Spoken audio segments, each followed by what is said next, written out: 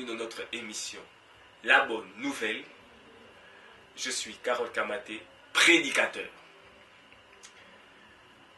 Nous allons commencer une série sur la foi. Nous parlerons de la foi. Et nous allons commencer par notre premier thème qui s'intitule Jésus-Christ, fils d'Abraham. Nous lirons d'abord Matthieu 1:1. Je lis généalogie de Jésus-Christ, fils de David, fils d'Abraham. Et dans Matthieu 1:17, je lis il y a donc 14 générations depuis Abraham jusqu'à David et 14 générations depuis David jusqu'à la déportation. Nous voyons donc qu'il y a une importance que la Bible donne sur la personne de David et d'Abraham. Mais nous allons plus considérer Abraham. On dit que Jésus-Christ était le fils d'Abraham. C'est pour dire qu'il a hérité quelque chose d'Abraham. C'est normal, on disait qu'il était fils parce qu'il était du sang d'Abraham, il était juif. Mais pourtant, lorsque nous lisons Romains 4, lisons ce qui est écrit. Il reçut le signe de la circoncision comme ceux de la justice qu'ils avaient obtenu par la foi quand il était incirconcis, afin d'être père de tout incirconcis qui croient, pour que la justice leur fût aussi imputée. Et le père des circoncis qui ne sont pas seulement circoncis, mais encore qui marchent sur les traces de la foi de notre père Abraham quand il était circoncis. Nous voyons aussi qu'il y a deux possibilités d'être fils d'Abraham.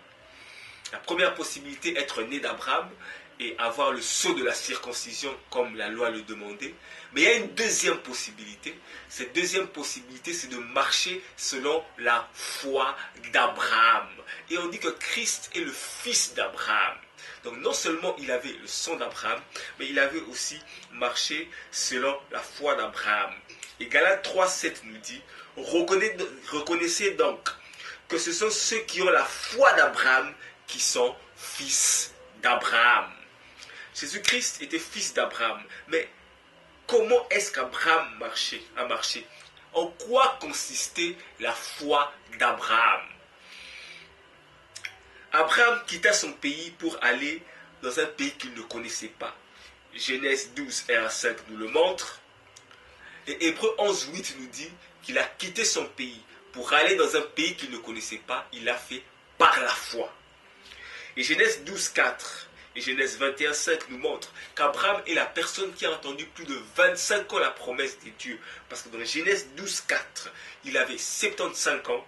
Et dans Genèse 21:5, Abraham avait 100 ans. Donc c'est une personne qui a pu attendre la promesse de Dieu pendant 25 ans. Et Hébreux 11:11 nous dit que s'il a pu attendre pendant 25 ans la promesse de Dieu, c'était parce qu'Abraham avait la foi. C'est par la foi qu'il a attendu la promesse de Dieu.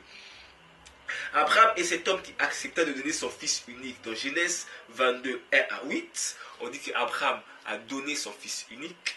Mais Hébreux 11 nous dit aussi que s'il a donné son fils, il l'a fait par la foi, parce qu'il croyait que Dieu pouvait ressusciter les morts. Voilà pourquoi il était prêt à donner son fils, à le sacrifier, parce qu'il croyait en la résurrection.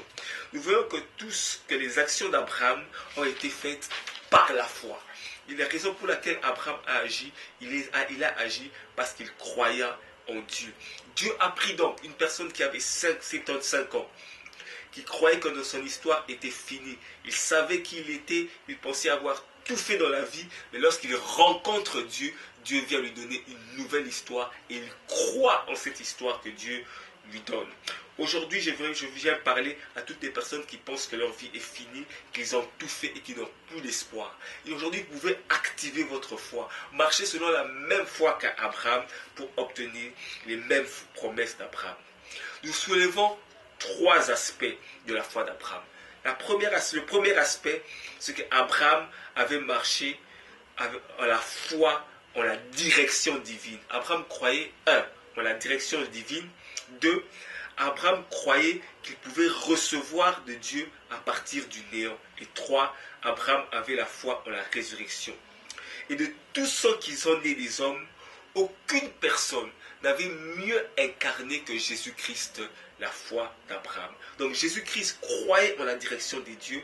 Jésus-Christ croyait qu'il pouvait créer ou recevoir de Dieu à partir du néant. Et Jésus-Christ avait la foi en la résurrection des morts. Jésus-Christ n'a pas seulement eu la foi d'Abraham, mais il a dépassé la foi d'Abraham.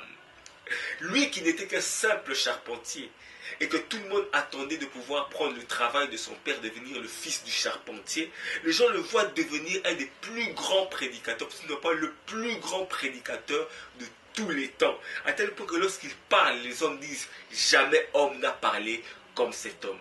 Jésus-Christ donc a complètement suivi la direction des dieux comme Abraham et a pu changer sa destinée.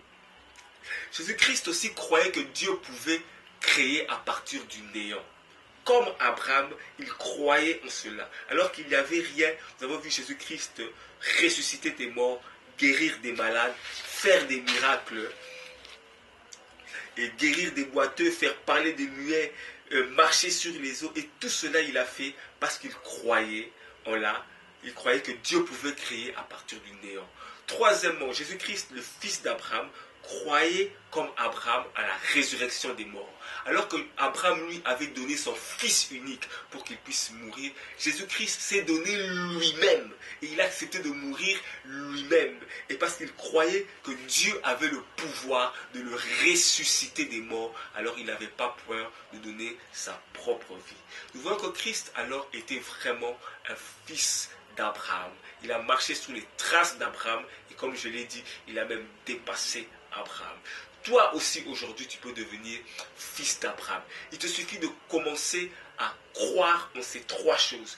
Croire que tu peux marcher dans la direction des dieux, te laisser diriger par Dieu. Et deuxièmement, croire que Dieu peut créer à partir du néant. Même si tu ne vois rien dans ta vie, commencer à croire que Dieu peut faire quelque chose. Et troisièmement, tu peux aussi croire que tout ce qui est mort dans ta vie, Dieu peut les ressusciter. Et si tu veux entrer dans la foi d'Abraham, tu dois accepter Jésus-Christ comme ton Seigneur et ton Sauveur. Si tu veux le faire, prie avec moi. Nous allons aussi prier pour les autres qui veulent que Dieu ressuscite quelque chose. Seigneur notre Dieu, nous voulons, Père éternel, te recevoir comme notre Seigneur et Sauveur. Je veux marcher comme Abraham. Je ne sais pas où tu vas me diriger, mais je veux marcher, Seigneur mon Dieu, selon ta direction. Amen. Et pour ceux qui ont des problèmes, nous allons aussi prier pour vous. Père éternel, j'aimerais que tu puisses ressusciter dans ma vie tout ce qui est mort. Ressusciter, Seigneur mon Dieu, tout ce qui n'existe pas, Seigneur mon Dieu. Et même si je ne vois que le néant autour de moi, je me laisse conduire par toi. Dirige-moi, Seigneur mon Dieu. Amen. Nous remercions le Seigneur pour ces moments.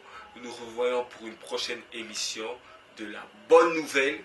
Et nous allons continuer notre voyage autour de la foi. Que Dieu vous bénisse. Amen.